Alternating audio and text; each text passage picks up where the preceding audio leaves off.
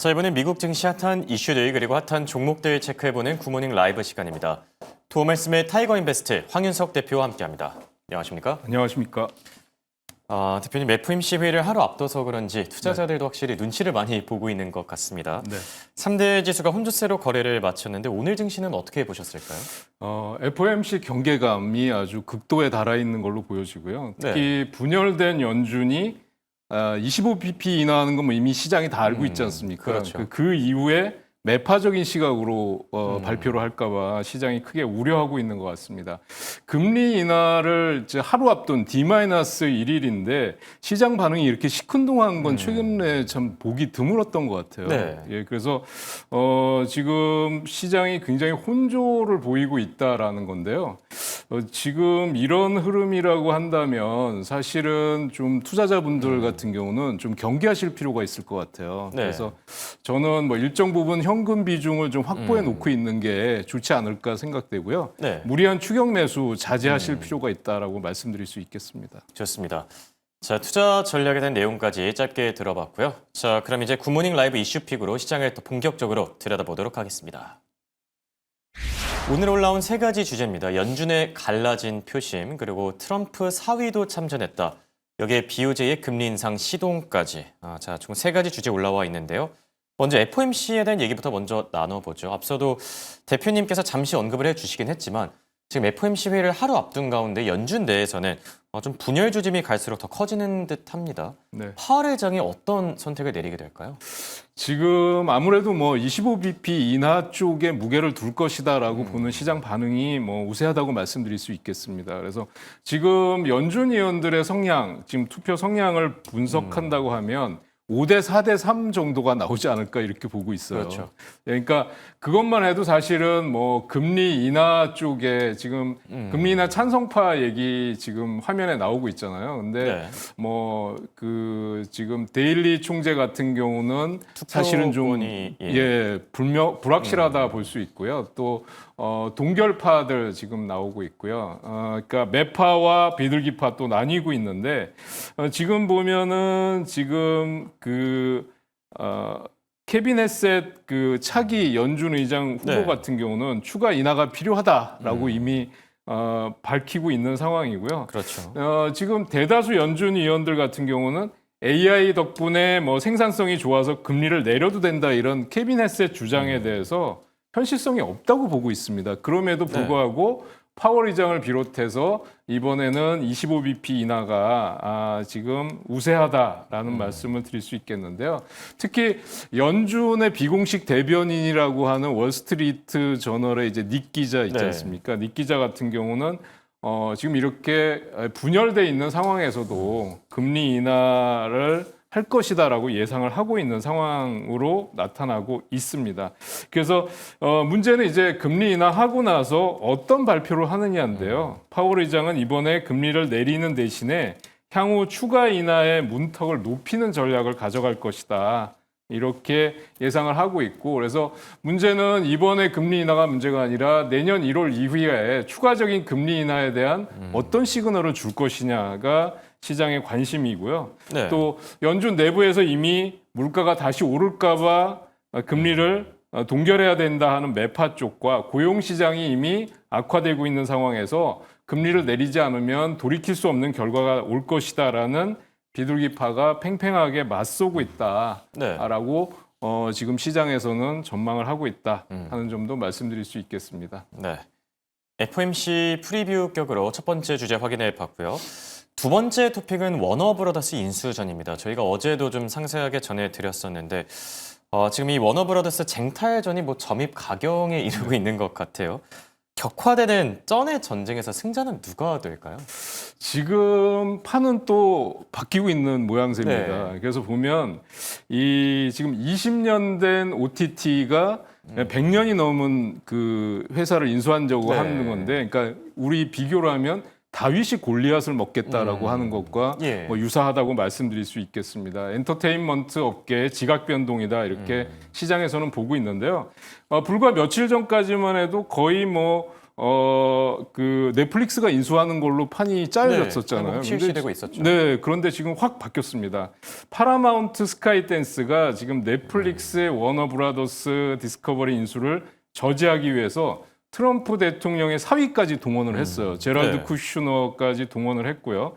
또 오라클의 창업자인 레리 앨리슨, 그다음에 지금 중동의 국부 펀드들 포함해서 거물급 투자자들을 내세워서 적대적인 M&A를 지금 제안하고 있는 상황입니다. 그런데다가 뭐 뱅크 오브 아메리카, 시티그룹, 아폴로 이런 쪽에 540억 달러 브릿지론에다가 뭐 407억 달러 지분 투자까지 지금 내세우고 있는 상황인데요. 이렇게 된 이유는 무엇보다도 트럼프 대통령이 넷플릭스 딜에 대해서 반독점 우려를 제기하면서 직접 관여하겠다라고 발표한 게 도화선이 됐다고 말씀드릴 수 그렇죠. 있겠고요.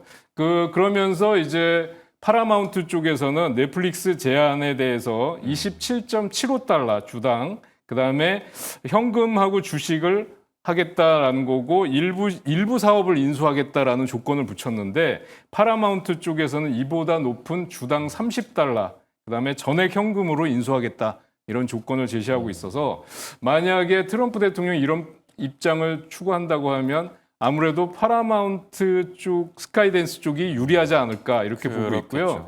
지금 이 관련된 세 기업의 주가를 차트를 통해서 한번 보여드리도록 하겠습니다.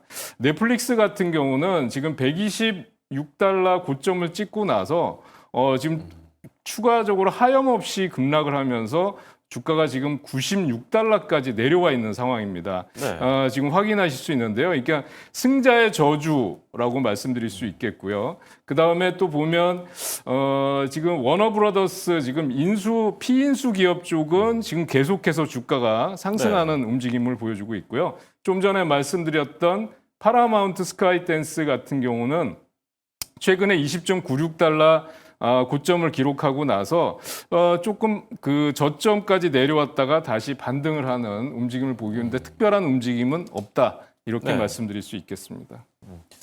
지금 쩐의 전쟁이 갈수록 격화되는 중입니다. 과연 승자가 넷플릭스가 될지 아니면 파라마운트가 될지 함께 지켜보도록 하고요. 자, 그리고 세 번째 토픽은 BOJ의 선택입니다. 최근에 일본의 10년물 국채 금리가 이제 2%에 거의 육박했다라고 합니다. 일본은행이 좀 직접적인 행동에 나서게 될까요? 어떻게 생각하시죠? 지금 뭐 시장에서는 지금 일본 은행 금리 인상 때문에 또 엔캐리 트레이드 청산에 대한 우려도 있고요. 지금 일본의 국채 금리가 상승한 요인이 최근에 또 일본 그 홋카이도 지역에서의 대규모 지진 네, 그렇죠. 얘기도 영향을 줬던 것으로 시장에서는 보고 있습니다. 그래서 그런데도 불구하고 지금 우에다 총재, 일본은행 총재는 일본의 실물 경제는 괜찮은 지금 그 흐름을 유지하고 있다. 네. 물가도 2% 목표를 향해서 꾸준히 달려가고 있고 트럼프 관세 충격에서 이제 벗어나고 있다. 일본 경제는 이렇게 얘기를 했습니다. 근데 이제 일본 BOJ에서의 금리 인상은 뭐 거의 기정사실화되는 분위기인데 그렇죠. 일본이 지금 이렇게 계속 금리를 올릴 수 있는 입장은 아닌 걸로 보여져요. 그래서 왜 그럴까요? 이게 왜 그런가 하면 지금 경기 침체에 대한 우려도 있고요. 일본의 경기 부양에 대한 우려가 있기 때문에 금리를 계속해서 올릴 수는 없는 상황이고 그래서 이번 1회에 대해서 일단 금리 인상을 하고요. 네. 또 미국을 비롯한 다른 국가들이 금리를 내리는지를 또 지켜보고 대응을 할 수밖에 없는 입장입니다. 그래서 지금 엔캐리 청산에 대한 우려는 제가 볼 때 그렇게 시장에서 염려했던 만큼 그렇게 큰 파장을 일으키지는 않을 것으로 네. 저는 전망을 하고 있습니다. 네. 여기 또 다카이치 총리 같은 경우에는 워낙 매파보다는 좀 더 비둘기파적인 분이시죠. 완화적인 통화 정책을 주장하고 있는 만큼 금리 인상 기조가 단기간에 좀 그치지 않을까 생각이 들기도 합니다. 자, 그리고 방금 전에 실적을 발표한 기업이 있습니다. 바로 게임스탑인데요. 과거에 밈주로 굉장히 유명했었죠. EPS와 매출이 예상보다 훨씬 더 안 좋게 나왔습니다. EPS는 0.13달러로 나왔고요. 또 매출도 8억 달러 정도에 그쳤는데요. 현재 예상치를 모두 밑돈 상태고 시간 외 거래에서 6% 급락 중인 점도 같이 참고하시기 바랍니다. 이제 종목 얘기들을 저희가 조금 더 나눠볼까 하는데요. 먼저 엔비디아 얘기부터 한번 해보죠. 트럼프 행정부가 지금 H200칩의 중국 수출을 허용했는데 네. 오히려 중국 쪽에서는 또 한 발 물러서면서 밀당을 하는 모습입니다. 네. 상황이 어떻게 돌아가고 있는 걸까요? 지금 말씀해 주신 대로 트럼프 대통령이 이제 엔비디아 H200 칩에 대해서 중국 수출을 허용한다. 그리고 판매 수익금의 25%를 정부에서 가져가겠다. 지금 이렇게 발표를 네. 했잖아요. 그런데 중국 입장에서는 지금 주겠다는데 됐다. 막 이렇게 지금 이렇게 나오는 입장이에요. 그렇죠. 큰 소리 치는 입장인데요.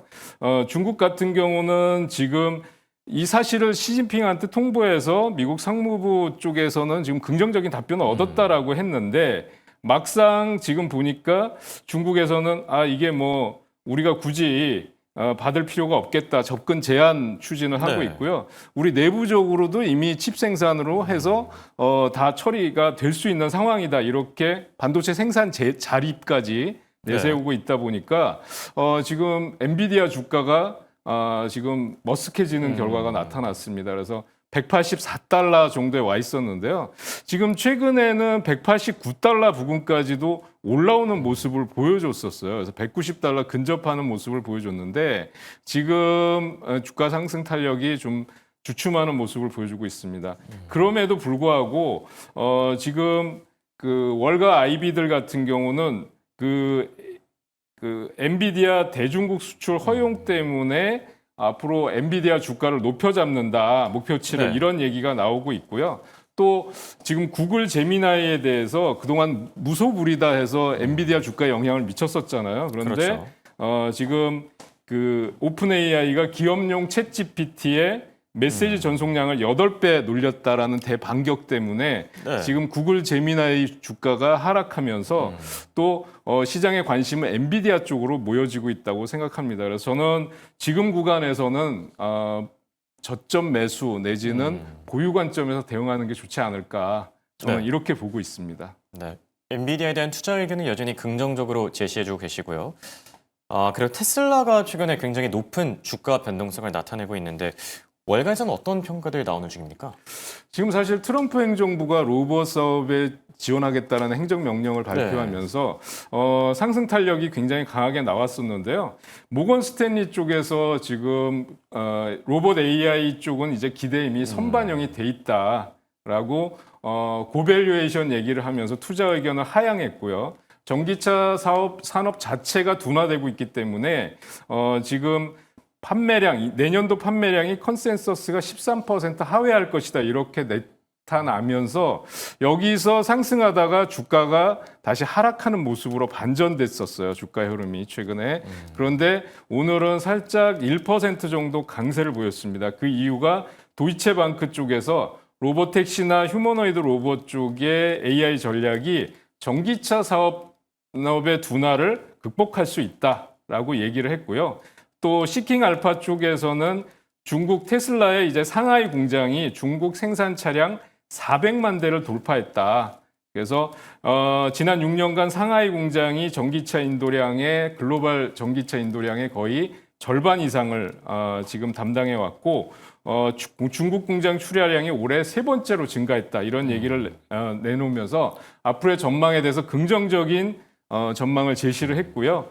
그래서 그럼에도 불구하고 지금 목표 주가는 극과 극입니다. 뭐 130달러에서부터 508달러까지 지금 극과 극인 상황이기 네, 때문에 저는 일단 보유 관점에서 좀 더 관망하시면서 대응하시는 게 좋겠다 이렇게 말씀드릴 수 있겠습니다.